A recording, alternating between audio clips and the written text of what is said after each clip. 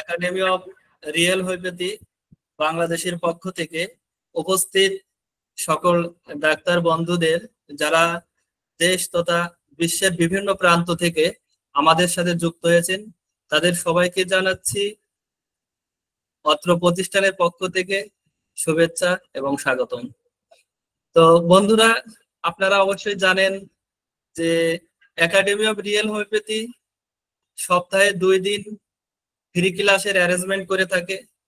প্রথম সপ্তাহের শুরুতেই অর্থাৎ শনিবারে আমরা পিএইচডি অর্থাৎ প্র্যাকটিশনার্স স্কিল ডেভেলপমেন্ট এর উপরে একটা ক্লাস 1 ঘন্টা যাবত করে থাকি, এবং বুধবারে আমরা প্রতি সপ্তাহে আয়োজন করি যে আমাদের পার্সোনাল ডেভেলপমেন্টের জন্য বা আমাদের চেম্বারের ঐতিহ্য বৃদ্ধির জন্য আমাদের যে সমস্ত পার্সোনালিটি ডেভেলপমেন্টের প্রয়োজন আছে সেটার উপরেও আমরা একটা ফ্রি ক্লাস রেখে থাকি। তো বুধবারের যে ক্লাসটা আমরা বিশেষভাবে আয়োজন করে থাকি সেটাতে আমাদের পরিচালনার দায়িত্ব থাকে আমাদের সম্মানিত চেয়ারম্যান মহোদয়, যিনি আবুধাবি থেকে আমাদের ক্লাসটা কন্ডাক্ট করেন। সাথে উনি বাংলাদেশ তথা বিশ্বের বিভিন্ন প্রান্তের অত্যন্ত নামি দামি বক্তাদের এখানে আমন্ত্রণ জানিয়ে আমাদের পার্সোনাল ডেভেলপমেন্টের জন্য উনি আমাদেরকে সহযোগিতা করে থাকেন। তো উনি যে সমস্ত মহোদয়দেরকে আমাদের সামনে উপস্থাপন করেন, এনাদের একটা ক্লাস পাওয়া অনেক অর্থের বিনিময়েও সৌভাগ্যের বিষয় হয়। তো একাডেমি অফ রিয়েল হোমিওপ্যাথির পক্ষ থেকে অ্যাজ এ চেয়ারম্যান উনি আমাদের জন্য সেটা ফ্রিতেই আয়োজন করে থাকে। আর শনিবারের যে ক্লাসটা আমরা নিয়মিত করে থাকি সেটা হচ্ছে প্র্যাকটিশনার্স স্কিল ডেভেলপমেন্ট ক্লাস। এই ক্লাসটা পরিচালনার দায়িত্বে আমি থাকি, আর এখানে আমি নিজেও ক্লাস নিই, আমার লুৎফর স্যার আছে, তারপরে কাজী আজম স্যার আছে, বা অন্যান্য মডারেটরদের সমন্বয়ে আমরা এই ক্লাসটা পরিচালনা করি শুধুমাত্র প্র্যাকটিশনার্সদের তাদের স্কিল ডেভেলপমেন্টের জন্য। আমরা সবাই জানি যে রিয়েল হোমিওপ্যাথির জনক ডাক্তার স্যার শ্যামল কুমার দাস, যিনি রিয়েল হোমিওপ্যাথিকে একটা কি বলবো যে গবেষণার এমন পর্যায়ে পৌঁছে দিয়েছেন, তো ওনার সফলতার একটা চরম শিখরে এখন উনি পৌঁছে গেছেন, এবং এই চিকিৎসায় আমরা অসাধারণ রেজাল্ট উপভোগ করছি। কিন্তু একটা পর্যায়ে এসে স্যার কিন্তু আমাদেরকে একটা দায়িত্ব দিয়ে দিয়েছে। সেটা কি বলেছেন স্যার? যে আমি তোমাদের শেখাচ্ছি, তোমরা অন্ধের মতো আমাকে ফলো করে না, তোমরা চোখ মুখ খোলা রাখো আর নিজেদের বিবেককে কাজে লাগাও। সর্বোপরি স্যারের এই কথাকে সমর্থন করিয়ে আমাদের একাডেমি বলে যে আপনাকে আপনার সিক্সথ সেন্সকে কাজে লাগাতে হবে। সিক্সথ সেন্স যদি আপনার ভিতরে অ্যাক্টিভ না হয় তাহলে রিয়েল হোমিওপ্যাথি আপনি সফল চিকিৎসক হতে পারবেন না।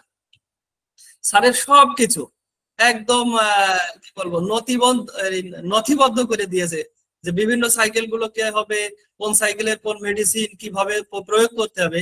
শুধু এক জায়গাতে আমরা একটু দ্বিমত আছি, সেটা হচ্ছে আমরা আমাদের কায়দায় প্রয়োগ করি, যে আমরা পোটেন্সি ম্যানেজমেন্টের ক্ষেত্রে আমাদের টিম যে বিভিন্ন ভাবে প্রয়োগ করে যে সফলতা অর্জন করেছে, আমরা ক্রমে ক্রমে আমাদের সেই গবেষণা টিমের যে রেজাল্ট সেটা আপনাদের সামনে নিয়ে আসবো।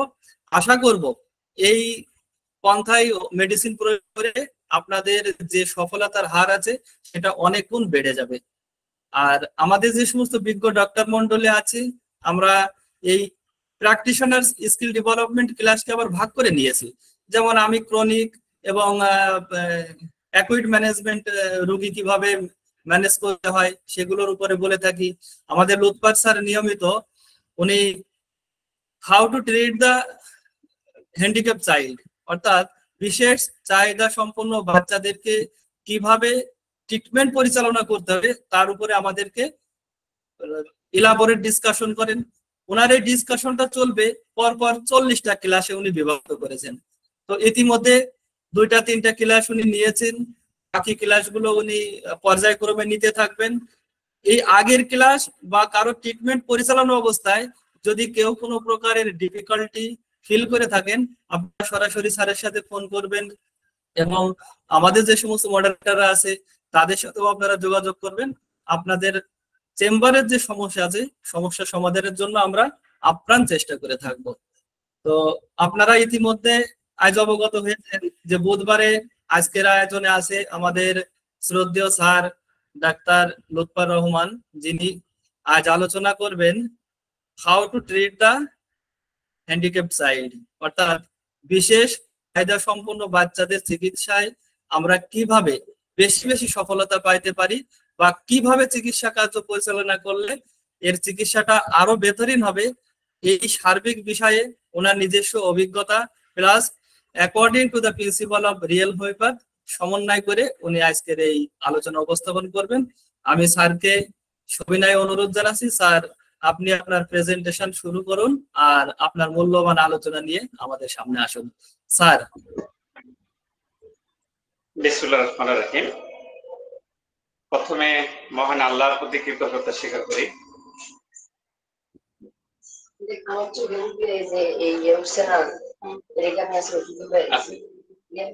কালকে আসলে একটা ক্লাস নিচ্ছি, আসলে কালকে দেখা যাক কথা। মহান আল্লাহর প্রতি কৃতজ্ঞতা স্বীকার করছি বা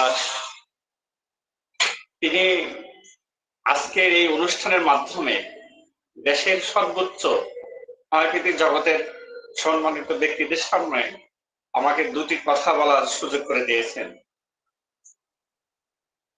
আমি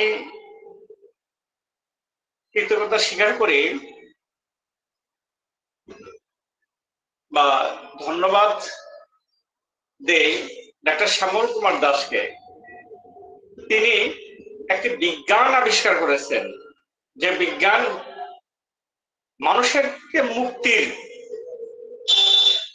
পৃথিবীতে যেভাবে রোগ বৃদ্ধি পাচ্ছে তাতে দুইটা প্যাথি সামনে আসবে বা টিকে থাকবে, এক সার্জারি, দ্বিতীয়ত রিয়েল হোমিওপ্যাথি। তবে সার্জারি কোথাও কোথাও অসহায়ত্ব প্রকাশ করবে, ঠিক সেখানেও রিয়েল হোমিওপ্যাথি তার কার্যক্রম এগিয়ে নিয়ে যাবে। আর আমরা সেই রিয়েল হোমিওপ্যাথির অনুসারী, তাহলে আমাদেরকে সেই যোগ্যতম হতে হবে এবং হবার সুযোগ তৈরি করছে যশোরের একাডেমি অফ রিয়েল হোমিওপ্যাথি। আমি কৃতজ্ঞতা বা ধন্যবাদ জানাই এই একাডেমি অফ রিয়েল হোমিওপ্যাথির যারা তৈরি করছেন তাদের প্রত্যেককে। আর এই একাডেমির সম্মানিত সভাপতি এবং সহসভাপতি যারা দেশের বাইরে থাকেন তাদেরকে আমি শ্রদ্ধা এবং অভিনন্দন জানাই। তারা যে একটা স্বপ্ন দেখাইছেন, আমি যশোরে গেছিলাম, যশোরের অনুষ্ঠান থেকে যে একটা স্বপ্ন দেখেছি, যে একটা স্বপ্ন তিনি আমাদেরকে সামনে উপস্থাপন করেছে, যে আমেরিকার মতো একটা জায়গায় একটা হাসপাতাল হচ্ছে যেখানে আমাদেরও কোনো না কোনো একদিন জায়গা হতে পারে। আমাদের তৈরি হতে হবে সেই জায়গার যোগ্যতম হবার জন্য। পাশাপাশি আমাদের দেশেও একটা হাসপাতাল করবেন সেই স্বপ্নটাও তারা আমাদের সামনে নিয়ে এসেছেন। এইরকম একটা স্বপ্ন আমরা দেখতে পাচ্ছি, আমরা সেই স্বপ্নের জন্য তৈরি হই।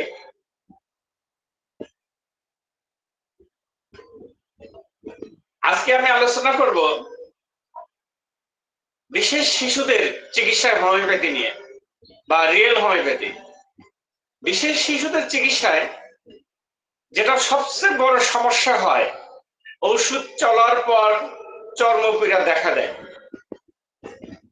এই চর্মপীড়ায় করণীয় কি? এই করণীয়তে যদি আমরা ব্যর্থ হই, টোটালি চিকিৎসায় ব্যর্থতা আসে। এই জন্য হোমিওপ্যাথিতে চর্মপীড়া সবচেয়ে কঠিন, মানে যত রোগ আছে হোমিওপ্যাথিতে বা পৃথিবীতে সবচেয়ে কঠিন চিকিৎসা হলো চর্মপীড়া। কেন কঠিন? আর কারণ দীর্ঘদিন মানুষ ওষুধ খেতে চায় না, অথচ চর্মপীড়ায় সবচেয়ে বেশি দীর্ঘ সময় লাগে। আর যে ডাক্তার সাহেব চর্মপীড়া আরোগ্য করতে পারেন তার কাছে ক্যান্সার কোনো ঘটনা না। চর্মপীড়া আরোগ্য মানে ক্যান্সার আরোগ্য, চর্মপীড়া আরোগ্য মানে প্রতিবন্ধিত আরোগ্য, চর্মপীড়া আরোগ্য মানে পাইলস আরোগ্য, চর্মপীড়া আরোগ্য মানে ডায়াবেটিস আরোগ্য, অর্থাৎ পৃথিবীর যত রোগ আছে এই চর্মপীড়াকে যদি আরোগ্য করা যায়, এই রোগগুলো একেবারে খুব সহজভাবে আরোগ্য হয়ে যাবে। তাহলে কঠিন হচ্ছে এই চর্মপীড়াটা। আমি উদাহরণ দিয়ে যাচ্ছি, মানে আমাদের ঘাটতিগুলো কোথায়, কেন চর্মপীড়া কঠিন। দেখুন, আরোগ্যের গতি কি? আরোগ্যের কিন্তু একটা গতি আছে। কি গতি? ভিতর থেকে বাইরে আসবে, ভিতর থেকে বাহিরে আসবে।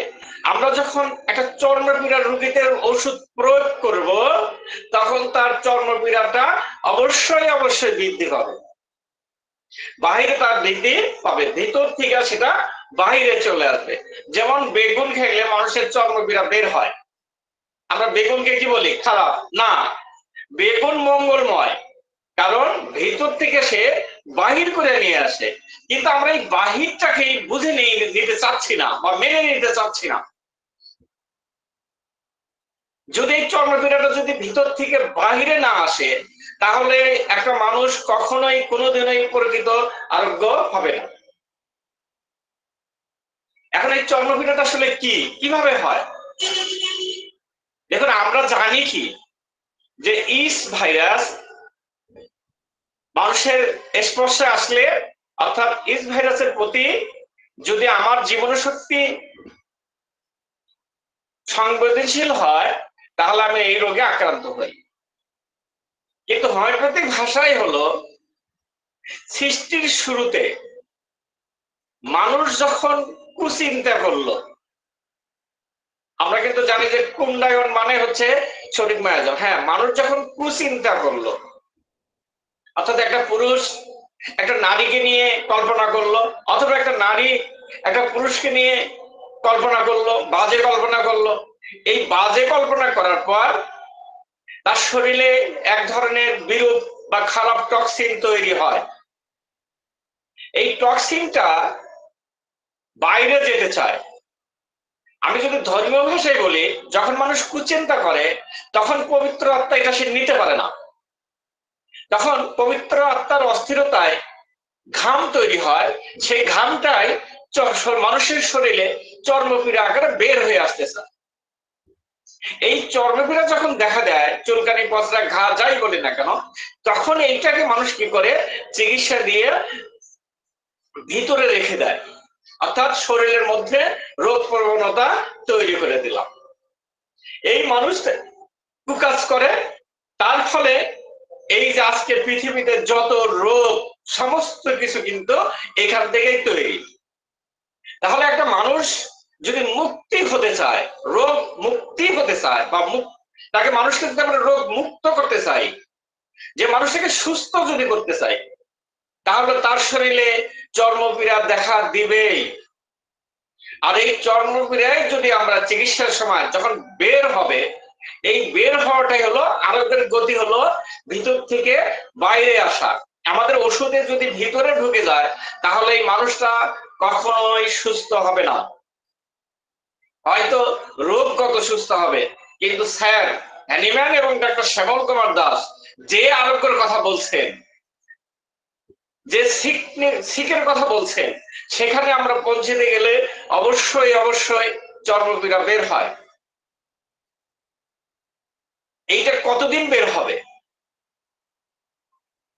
তার আগে আমি আমার রোগীদের উদাহরণ দেই। দেখুন, আমার চেম্বারে একটা মেডিকেল কলেজের একটা ছাত্রী, ও শেখার জন্য আসে। ওর শরীরে অনেকগুলো আসিল, হিসাব ছাড়া আছে। ওকে আমি আমাদের যথারীতি সেই সিএম দিলাম, দেওয়ার পর আসিল গুলো একেবারে ঝড়ের মতো যাওয়া শুরু করলো। কিন্তু আর শরীরে প্রচন্ড রকমের চর্মপীড়া বের হলো। ওর এত বেশি চর্মপীড়া বের হচ্ছে, 1 মাস যাচ্ছে, ওর কলেজের স্যারেরা বা বন্ধুরা সকলে বলা বলে শুরু করে দিল, তুমি কার কাছে চিকিৎসা নিচ্ছ? তোমাকে তো শেষ করে দিচ্ছে, তোমাকে শেষ করে দিল। তুমি কেন এরকম চিকিৎসা নিচ্ছ? সে আমাকে ঠিক বলে যে স্যার আমি তো আপনার কথায় আছি, যতদিন বের হয় বের হোক, কিন্তু ও গোপনে গোপনে ওর লক্ষণ অনুযায়ী কিন্তু ওষুধ খায়। আর এইটা কিন্তু বোঝা যায়, ও যেদিন যে ওষুধ খেয়ে আসে, আমি ওকে সেদিন বলি তুমি তো আজকে এই ওষুধটা খেয়েছো না? বলে হ্যাঁ আমি এটা খেলাম। কি করে বুঝলেন? কারণ বোঝা যায়, আমি গতদিনও কিন্তু আপনাদের বলছি যে অসুস্থ শরীরে যে ওষুধই খাই না কেন, সেই ওষুধের লক্ষণগুলো সেই অঙ্গে ব্যাপক আকারে প্রকাশ পায়। তাহলে একটা রোগী কোন ওষুধ খেয়ে আসছে, একাধিক ওষুধ খেয়েছে কিনা আমরা সেটাও বুঝতে পারবো। 10টা ওষুধ খেয়ে আসলেও বোঝা যাবে যে সে কি কি ওষুধ খেয়ে আসছে। তাহলে আমাদেরকে এটা কিন্তু ভালোভাবে এই জন্য নোট করতে হবে যে একটা রোগী মানুষ কি কি অসুস্থতা নিয়ে আসছে, তারপরে ওষুধ খাওয়ার পর তার লক্ষণের কি কি পরিবর্তন হলো। এই যে পরিবর্তন গুলোই কিন্তু ওষুধের লক্ষণ, এবং অঙ্গভিত্তিক সেই লক্ষণগুলো আপনারা পরিষ্কার ভাবে পাবেন। আমি মেয়েটাকে যখন বললাম তুমি এই ওষুধ খেয়েছো, তোমাকে এই ওষুধ কোন স্যার খেতে বলছে, লমক, বা কোন বন্ধু খেতে বলছে, লমক, তুমি তাকে যা বলো ওষুধটা নিশ্চিত রূপে 100% ভুল। সে সেখানে যা বলতো যে উনি এরকম ওষুধ বোঝেন, কিন্তু তাদের কথা হলো তোমাকে মেরে ফেলার জন্য ওষুধ প্রয়োগ করা হচ্ছে, বা তুমি কি ওষুধ দিচ্ছে যে বের হয়। বের হবে কেন? বের হওয়া ছাড়া তো কোনো আরোগ্যের পথ নাই। আরোগ্য তো পথ নাই, বের হবে। কতদিন বের হবে? যতদিন পর্যন্ত একটা মানুষ সুস্থ না হচ্ছে। স্যার হ্যানিম্যান যে লোকটা মিথ্যা কথা বলে তার শরীরে কিন্তু ওষুধ পরীক্ষা করেননি। অতএব চর্মপীড়া ততদিন পর্যন্ত বের হবে যতদিন পর্যন্ত এই মানুষটি মিথ্যা কথা বলবে, ততদিন পর্যন্ত চর্মপীড়া বের হবেই। ওষুধ দিয়ে চর্মপীড়া বের হওয়ার পর ওই লোকটি আর মিথ্যা কথা বলবে না, কিন্তু ততদিন পর্যন্ত বের হবেই। এখন এই বের হওয়াটা যদি ভয়ঙ্কর হয় বা মারাত্মক হয়, সেই ক্ষেত্রে আমাদের কিছু করণীয় আছে। কিন্তু আমাদের শিক্ষাটা কিন্তু এভাবে নিতে হবে যে অর্গানের প্রতিটা জায়গায়, মানে আরোগ্যের প্রতিটা জিনিস, মানে প্রতিটা লক্ষণ পর্যবেক্ষণ, এটা কিন্তু আমাদের কিন্তু মাথার মধ্যে রাখতে হবে যে আমার রোগীটা আসলে আরোগ্যের পথে আছে না ভুল পথে আছে। যখন বের হচ্ছে, এই বেরটা যদি ওই কলেজের ওই স্যারেরা তাকে বুঝাই দিতে পারতো না তোমার চিকিৎসাটা সঠিক আছে, তাহলে কিন্তু এই মেয়েটি ঠিকভাবে ওষুধ খেত। তার বন্ধুরা যদি বলতে পারতো যে না হোমিওপ্যাথির নিয়ম অনুযায়ী আছে, তুমি ওষুধটা চালিয়ে যাও। এটা এই মেয়েটি যদি যখন তার দুই জায়গায় থেকে, বন্ধুদের কাছ থেকে ছাড়দের কাছ থেকে সমর্থন পেত যে তোমার আরোগ্যটা ঠিক, তাহলে সে কিন্তু এই ওষুধটা খেতেই থাকতো। কিন্তু সে কি করলো? লুকিয়ে লুকিয়ে পলায় পলায় তাদের চাপে সে ওষুধ খেয়ে, তার আচিলটা আর ভালো হচ্ছে না, এখন ওষুধ চাচ্ছে। বললাম যে আমি আর ওষুধ তোমাকে দিব না, কারণ দ্বিতীয়বার প্রকাশ করা কতটা কঠিন সেটা আমি আলোচনা করব। তাহলে এই প্রকাশটা কিন্তু থাকতেই হবে।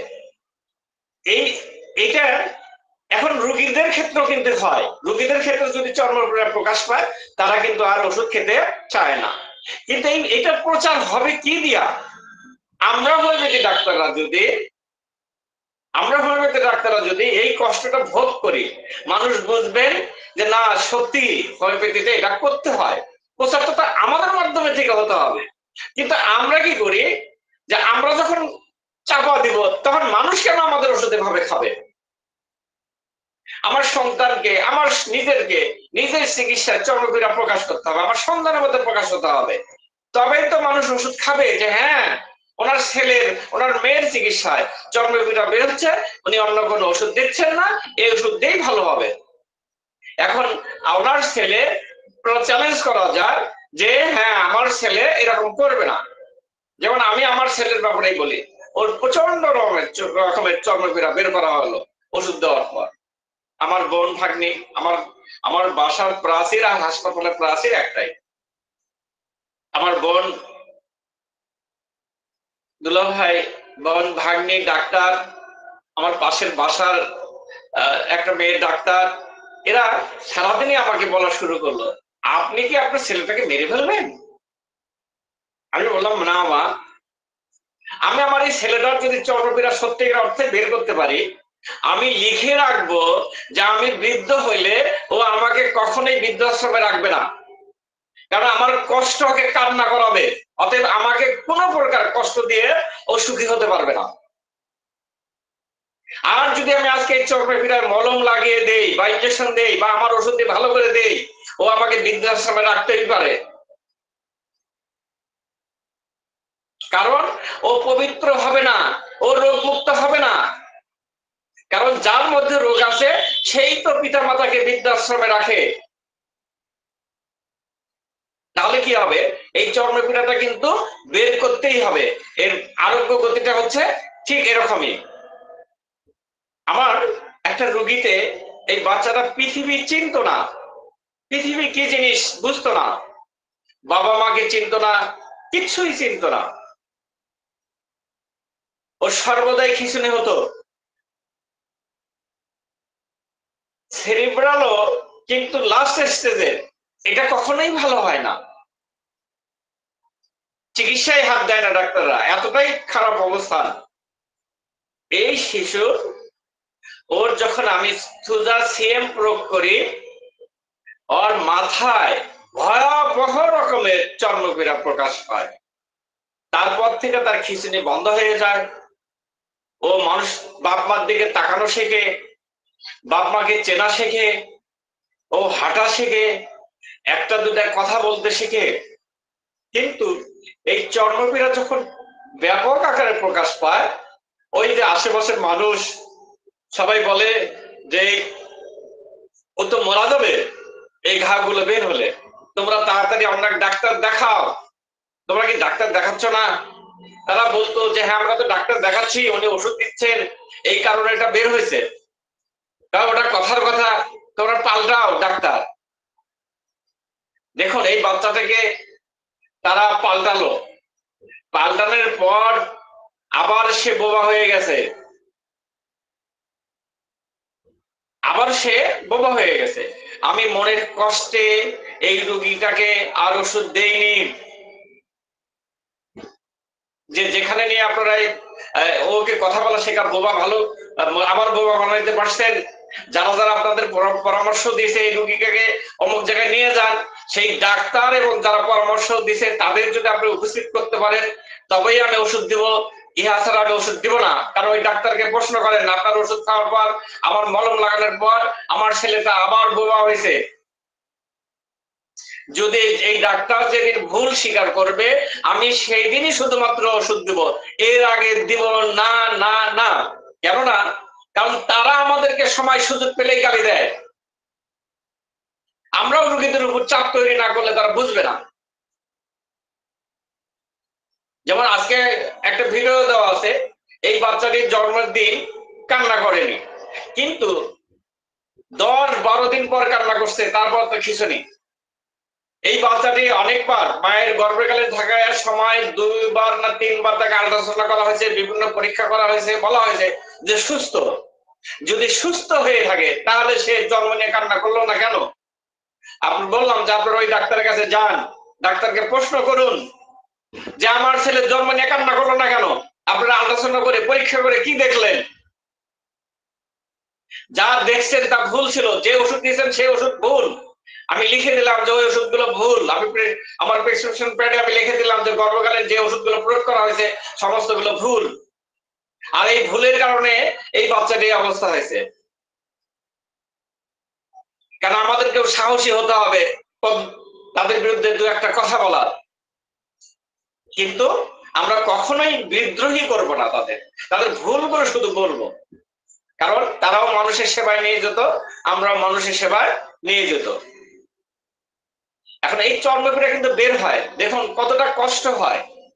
আমার আরেকটা রোগীতে, অনেকগুলো রোগীতে এই চর্মপীড়া যখন বের হয়, আরেকটা বাচ্চা হাঁটা শিখছে, ঠিক আবার ভুলে যাচ্ছে।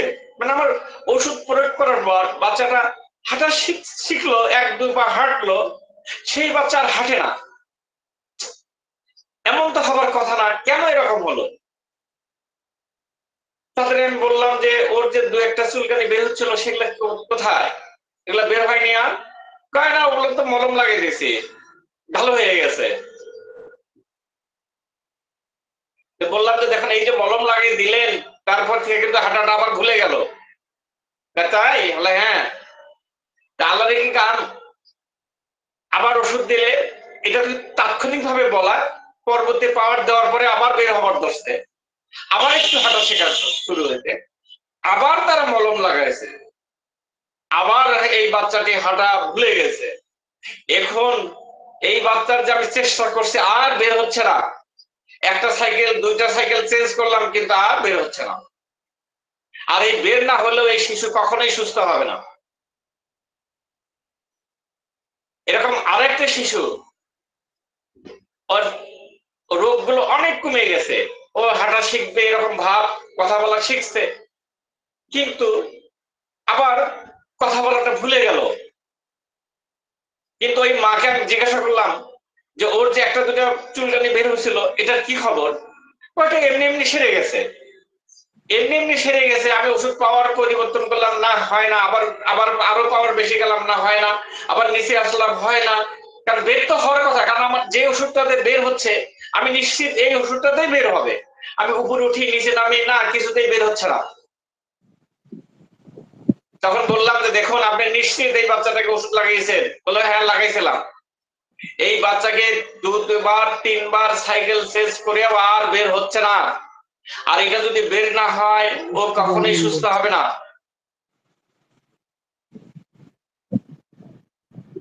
এই জন্য এই রোগীটাকেও আমার ছেড়ে দিতে হয়েছে। এই প্রতিবন্ধী রোগীর চিকিৎসায় আপনারা দেখবেন যে অনেক শিশু আসে, তাদের কি থাকে, জিবায় ঘা। এই জিবায় ঘা পাবেন, ওষুধ প্রয়োগ করার পর এই জিবার ঘাটা ব্যাপক আকার ধারণ করবে। ঠিক তখনই ওই মা গুলো কি করবে, বিভিন্ন জেল তার জিবায় দিয়ে দিবে। কারণ জিবায় যদি ঘা বের হয় তখন খেতে চায় না, খেতে পারে না। তখন হয় কি, এই সমস্যাটা হয়, তখন আর খেতে চায় না। তখন ঠিক তারা ঠিক অন্য একজন ডাক্তারকে দেখিয়ে সেখানে জেল নিয়ে এসে জেল দিয়ে দেন, অথবা আগে থেকে জেল দেওয়ার অভ্যাস ছিল বা জিবায় ঘা তো হতোই মাঝে মধ্যে, এই জন্য তারা ওষুধ নিয়ে এসে তাকে দিত। এখন এই যে জিবার ঘাটা যদি প্রকাশ না পায়, এ কখনোই সুস্থ হওয়া সম্ভব না। এখন এই জিবার ঘা, তাহলে আমরা এই জন্য খোঁজ রাখতে হবে, যদি এটা প্রকাশ না করতে পারি তাহলে একবার প্রকাশ না পেলে খুব কঠিন হয়। আমি আরো একটা উদাহরণ দেই। আমার একটা রোগীতে যখন লাইসিন 21 চলছিল, শরীরে অনেকগুলো ঘা বের হলো। বাচ্চার বাবা অন্য প্যাথি খাওয়াবে না, কিন্তু আমাকে প্রচন্ড চাপ তৈরি করা হলো যে ভাই কিছু একটা করেন, কিছু একটা করেন। অনেক বেশি বের হলো দেখে আমি তাকে কি করলাম, M/3 দিলাম, যেটা আমাদের নিয়ম যে বেশি হয়ে গেলে একটু কমিয়ে দাও, দিলাম। কমে দেওয়ার পর ঠিক এই যে বাচ্চাটা ছিল ডাউন সিনড্রোম, যেই চুলকানিটা কমে গেল, ওর চোখটা কিন্তু স্বাভাবিক হচ্ছিল, কপালটা স্বাভাবিক হচ্ছিল, আঙ্গুলগুলো স্বাভাবিক হচ্ছিল। এই বাচ্চার আরেকটা বদ অভ্যাস ছিল, ওর প্রস্রাবের রাস্তায় ভিতরে হাত ঢুকানোর বা কোনো কিছু ঢুকিয়ে দেওয়া, অর্থাৎ একটা ঠিক যৌনর যে সুখানুভূতি এই বাচ্চার মধ্যে কিন্তু সেই কষ্টটা ছিল, সেই ওষুধে কিন্তু এটা ভালো হচ্ছিল। ঠিক এই চর্মপীড়াটা যখনই আবারও চাপা পড়ে গেল, এই যে আমি কম পাওয়ার দেওয়ার কারণে এই চর্মপীড়া ঠিক যখন থেমে গেল, তার রোগগুলো আর ভালো হচ্ছে না। চোখটা আর মানে যতটুকু খুলে যাওয়ার কথা, চোখ তো গোল থাকে, গোল থেকে একটু লম্বা হয়েছে, কিন্তু আর খুলছে না, চোখটা আর ফেটে বড় হচ্ছে না, কপালটা আর গোল ঠিক হচ্ছে না, হাতের আঙ্গুল গুলা হচ্ছে না। 3 মাস হলো এই যে আমি লাইসিনকে উল্টা পাল্টা দিচ্ছি কিন্তু কিছুই হচ্ছে না। তারপর একটা সাইকেল চেঞ্জ করলাম, না হলো না। আবার লাইসেন্সে আছে কিন্তু হচ্ছে না। কবে যে বের হবে জানি না আমি। এইটা বের না হলে কখনোই আরোগ্য হবে না। এই জন্য যদি বের হয়, বেশি হয়, আমাদের কি করণীয়, কি আমরা কি করতে পারি, কিভাবে এটাকে ট্যাকেল দিতে পারি?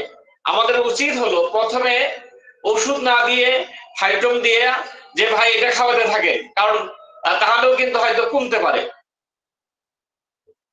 নিম্ন শক্তি আসলে এই চক্রটা বসে যায়, আবার প্রকাশ করানো কঠিন। এই 3 মাস 4 মাস কোন রোগী কোনো উপকার না হয়ে ওষুধ খাওয়াটা কিন্তু খেতে চাবে না, কোনো উপকার হচ্ছে না। আমাকে মাসে মাসে 1500 টাকা দেওয়া তাদের জন্য কষ্টকর হয়ে গেছে এখন। কারণ কোনো উপকারই হচ্ছে না, কোনো উপকার হচ্ছে না। শুধুমাত্র একটা উপকারী, 2টা উপকার হয়েছে, বাচ্চাটার প্রচুর কাশ ছিল, কাশটা নেই, আর এই যে প্রস্রাবের রাস্তায় হাত দেওয়ার অভ্যাসটা এটা নেই, কিন্তু আর উপকার গুলো হচ্ছে না। মানে এখন হাঁটাটা মনে হয় একটু ভুলে যাচ্ছে, স্মরণ শক্তিটা যতটাই বৃদ্ধি পেয়েছিল ঠিক ততটা মনে হয় এখন নেই। এই যে একই ওষুধের একই শক্তিতে নিচে নামার কারণে কিন্তু এই দুর্দশাটা ঘটে যাচ্ছে। তাহলে আমাদেরকে একটা রোগীকে অবশ্যই বলতে হবে, দেখুন আপনার এই বাচ্চার চিকিৎসায় আমি হাতে নিতে পারি যদি আমার ওষুধে ওর শরীরে চর্মপীড়া বের হয়। এটার জন্য কোনো ওষুধ দেওয়া যাবে না, আর এটা যত বেশি বৃদ্ধি পাবে তত বেশি এই রোগী সুস্থ হবে। একটি 15 বছরের শিশু পৃথিবী কি জিনিস ও চিনত না, মা বাবাকেও চিনত না, পা পেঁচ লাগানো ছিল। একে যখন আমি ওষুধ প্রয়োগ করি ঠিক তখনই এর শরীরে প্রচন্ড মানে এত চর্মপীড়া বের হয় আমি আমার জীবনে দেখিনি। প্রথমে এমন মনে হলো যে তার যৌন যন্ত্রটা খুলে যাবে, প্রথমে এমন মনে হলো যে তার যৌন যন্ত্রটা মনে হয় খুলে যাবে, এত ঘা বের হয়ে গেল। এই ঘাটা বের হওয়ার জন্য হ্যালো আলোচনা, আমি একটা ক্লাস নিচ্ছি, পরে কথা বলছি। এই যে চর্মপীড়াটা বের হলো, আমি নিজেও ভয় পাইছিলাম যে এত কেমন করে, পায়ের তলা থেকে মাথা পর্যন্ত কোথাও এক মানে ছুঁই ফেলানোর জায়গা ছিল না যে ওর চর্মপীড়া নেই। একটা সময় অঝরে পানি বের হলো, কিন্তু এই মায়ের কথা, ও তো ওকে নিয়ে আমি আর পারছি না, যেহেতু ও যদি এটা বের হয়ে মারা যায় তবে স্রষ্টাকে আমি অসংখ্য ধন্যবাদ দিব। আমি ওই মেয়েটিকে, ওই মাকে তার শ্রদ্ধা জানাই যে সে এইরকম একটা সিচুয়েশনে, মানে আমি নিজেও, মানে যে কেউ, আমরা যে কোনো ডাক্তারি দেখলে ভয় পেয়ে যাবে যে এত কেন। সেই মা 3-4 মাস সেই কষ্টটা করলেন, তাকে মাঝে মাঝে কলার পাতায় শুয়ে রাখতেন। এই ঘা যখন বের হওয়া শুরু হলো, রস যখন ঝরা শুরু হলো, তার খিঁচুনিটা কমা শুরু হলো। আস্তে আস্তে আমি জানতে পারলাম, আমি বললাম যে বাবার সিফিলিস ছিল, ওর বাবা অসংখ্যবার আমাকে না করে গেছে, তিনি তিনি সাধু সন্ন্যাসীর মতো, যে এতই ভালো মানে ভাবে চলেন যে এই কাম করছে এরকম বোঝা যেত না। আমি আমার এই বাচ্চার জনযন্ত্রের যে ঘা ছিল, আমি এটা দেখে ভাবছিলাম যে এটা সিফিলিস ছিল। তিনি একসময় স্বীকার করলেন যে হ্যাঁ আমার সিফিলিস হয়েছিল। আমার স্ত্রী পুত্র কেউ জানে না, আমার বাড়ির বাবা মা কেউ জানে না, আমার যখনই হয়েছে আমি তখন চিকিৎসা নিয়ে ভালো হয়েছিলাম। এই বাচ্চার যখন প্রচুর পরিমাণে রড ঝরলো তখন তার খিচুড়ি ভালো হলো।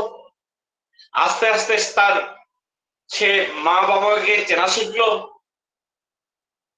তারপরে সে হাঁটা শিখলো। ঘা কিন্তু তার শরীরে থেকেই গেল, পূর্ণ ভালো হচ্ছে না। কে বা কারা যখন ভয়ঙ্কর অবস্থায় ছিল সেই সময় সেচ গেল না, ঠিক যখন কমে আসলো, এই কমে আসার পর এই রোগীটাকে যখন নিয়ে অন্য জায়গায় চিকিৎসা করছে, আবার এই মলম টলম ইত্যাদি যখন লাগিয়ে দিল, এই বাবার সিফিলিস যখন আমি জানলাম, বাবার লজ্জায় হয়তো কি বললো, আমার কাছে আশা ছেড়ে দিল, অন্য এক জায়গায় বা এলো কোনো এক জায়গায় মলম টলম নিয়ে চিকিৎসা করলেন, তার বাচ্চাটা ঘাটা ভালো হয়ে গেল, তারপর পরে সে মারা গেছে। তাহলে এই চর্মপীড়া প্রকাশ কিন্তু হবেই। এই জন্য রুগীকে আমরা কিন্তু বলবো, যেদিন আপনার বাচ্চার চর্মপীড়া প্রকাশ পাবে, আপনার নিশ্চিত স্রষ্টাকে সেদিন ধন্যবাদ দিবেন, দান দক্ষিণা করবেন, যে আপনার উপর রহমত বর্ষিত হয়েছে, আপনার বাচ্চা এখন সুস্থ হবে, সময়ের ব্যাপার মাত্র। কিন্তু দুর্ভাগ্য, এই জায়গাটাই আমরা রোগীকে ধরে রাখা খুব কঠিন। শুধু প্রতিবন্ধীর ক্ষেত্রে না, প্রত্যেক রোগের ক্ষেত্রে এটা ঘটে। ঠিক তখনই রোগী বের হবে কতদিন, এটা তো কোনো নির্দিষ্ট নাই, এটার কোনো নির্দিষ্ট নাই, বের হতেই থাকবে। কতদিন বের হবে? যতদিন পর্যন্ত ওই মানুষটা মিথ্যা কথা বলবে। তাহলে সে সত্যবাদী হওয়া পর্যন্ত বের হবে। এখন কতদিন পর্যন্ত বের হবে এটা তো কোনো শেষ নাই। এই শেষ যেহেতু আমরা দিতে পারছি না, যার ফলে আমাদের রোগীগুলো কিন্তু শতকরা 80% হারিয়ে যায় এই চর্মপীড়া প্রকাশ পেলে। এখন মানুষকে ভালোভাবে বুঝাই দিতে হবে।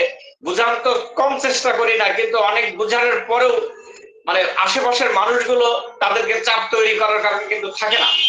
আর এটা রাখা সম্ভব হবে যদি আমরা হোমিওপ্যাথি ডাক্তাররা আমাদের নিজেদের যদি চর্মপীড়া বের হয়, আর সেইটা যদি আমরা প্রকাশ্য নিয়ে রাখি এবং বলি যে আমার ওষুধ দিয়ে আমার এটা বের হচ্ছে, আমি যে আগের যে পরিমাণ মানুষটা ছিলাম সেই পরিমাণ মানুষ এখন আমি নেই, আমার রোগগ্রস্ত নেই, আমি সব খেতে পারি, তাহলে কিন্তু মানুষ বিশ্বাস করবে।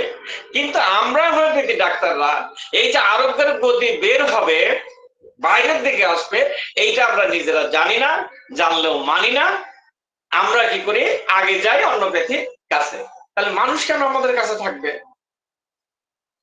মানুষ কেন আমাদের কাছে থাকবে? এই থাকছে না কারণ আমি আমার নিজের ছাত্রীকে রাখতে পারিনি। হ্যাঁ, আমার ছেলেটাকে রাখা কঠিন হতো যদি আমার ছেলের সমর্থনটা না থাকতো। ওর মা নীরব, কিন্তু আমার বোন ভাগ্নি ভাই বন্ধু যা আছে গ্রামের মানুষ সকলেই সারাদিন মানে যখনই দেখা হয় তখনই একবার বলে, কিন্তু আমার ছেলে বলছে না, আমার বাবার ওষুধই খাবো। এটা তো সব জায়গায় পাবো না। এখন এই জন্য আমাদের নিজেদের ক্ষেত্রে থেকে এটা তৈরি করতে হবে যেন আমরা এই প্রকাশনাটা থাকে। আপনারা যত রোগীতেই চিকিৎসা করেন এই চর্মপীড়া কিন্তু প্রকাশ পাবে, ভিতর থেকে বাইরে আসবে। আমি কমপক্ষে অনেক রোগীতে অনেক ভালো জায়গার পর যে জিভায় ঘা থাকে, হ্যাঁ, বিকল্প একটা পথ অনেক খুঁজে খুঁজে আমি পেয়েছি। অনেক আগে অন্য কাছে করতাম, যখন আমার স্যার আমাকে একটা শিক্ষা দিয়েছিল রাজশাহী সৈয়দ আসরার আলী জাহাঙ্গীর, যে বসন্ত ওষুধ কিন্তু আমি মেলান্ড্রি নাম দিতাম। তিনি বলতেন যে দেখো মুখে তো বসন্ত হয়, তুমি এই পানিটা পায়ে বা এমন এক জায়গায় ঘষে দাও, সেখানে সেই বসন্ত গুলো উঠবে। ঠিক আমি এখন বুদ্ধি করছি, এই যে আমার যে ওষুধ দিয়ে চর্মপীড়া প্রকাশ পায় সেইটা কি করি, যে অংশে দেখা যাবে না সেই অংশে তাকে ব্যবহার করতে বলি। তাহলে হয় কি, সেই জায়গায় এই চর্মপীড়াটা বেশি প্রকাশ পায়। কারণ শরীরে হাতে এটা প্রকাশ পেলে অনেক সময় রোগীদের বা মানুষজন দেখে, যার চাপ তৈরি করে, কিন্তু পায়ে বা কোথাও বের হলে অত বেশি দেখেও না, এটা চাপটা কম থাকে। যার ফলে যে শক্তি দিয়ে যে ওষুধ দিয়ে এই চর্মপীড়া প্রকাশ পায় সেই ওষুধটা, সেই ওষুধের পানিটা আমি কি করি, এই পায়ের কোমর থেকে নিচের দিক যেখানে সেই চুলকে আরাম পাবে বা এরকম দেখে শুনে সেখানে ব্যবহার করতে বলি। তাহলে হয় সেই জায়গাগুলোতে এই চর্মপীড়াটা বেশি প্রকাশ পায়। আর যখন প্রকাশ পায় তখন আর এই নিম্ন শক্তিতে আর আসার চেষ্টাটা ছেড়ে দিচ্ছে, কারণ নিম্ন শক্তিতে আসলে আবার পূর্ণভাবে বের করাটা কোন রোগীতে 6 মাস 1 বছর পরে বের হয়। আর 6 মাস বা 1 বছর একটা মানুষ কোনো উপকার ছাড়া ওষুধ খেতে চাবে না।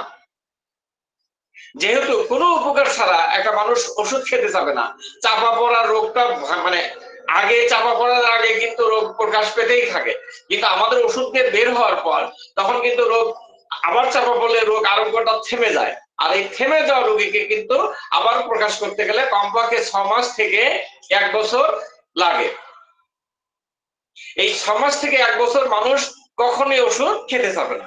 যার ফলে আপনারা কি করবেন, অবশ্যই চর্মপীড়া প্রকাশ করলে শুধুমাত্র ফাইটোর উপরে নির্ভর করেন। আর যদি পাওয়ার কমে আসেন, যদি কমে দিয়েই আসতে হয়, তাহলে আপনি 1 পাওয়ার কমান। 20 চলছে 19 দিন, 19 চলছে 18 দিন, মানে একটু কমুক, বেশি কমা যাবে না, কারণ এটা ধরে রাখা যায়। একবারে যদি আমরা নিচের দিকে নিয়ে আসি তাহলে ঠিক চাপা পড়ার মতো দ্রুত গতিতে শুকায় যায়।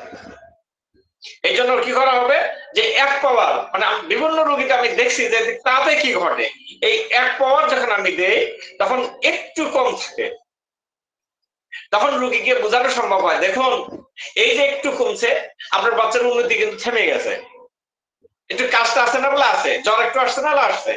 তাহলে এইটা যখন প্রকাশ পাচ্ছিল তখন কি আপনার এই ছেলে মেয়ে ভালো ছিল না, বলে হ্যাঁ ভালো ছিল, তাহলে আমি কি করবো এখন, তাহলে আপনি বেরিয়ে করে দেন।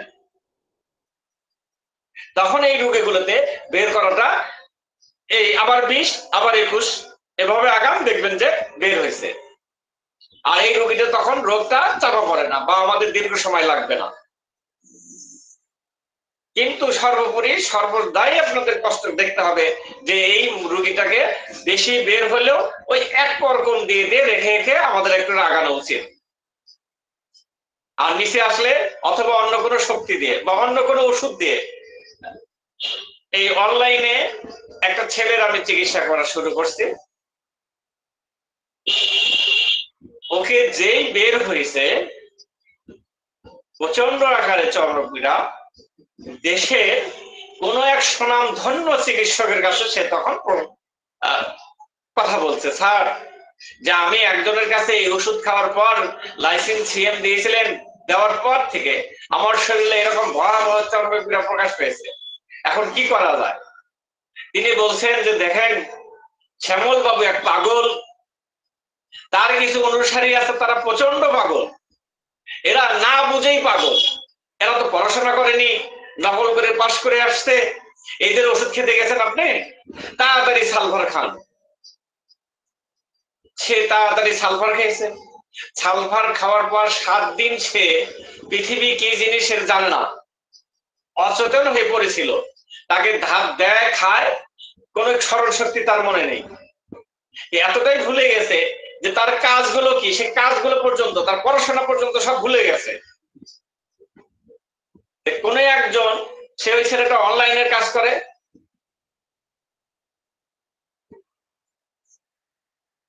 এই যে ভুলে যাওয়াটা এটা কেন হয়েছে, কারণ এই সালফারটা যদি না খেত তাহলে কি হতো, কোন একজন তার কাছে যোগাযোগ করছে, সে তাকে বলছে যে আমি এরকম তো ভুলে যাচ্ছি।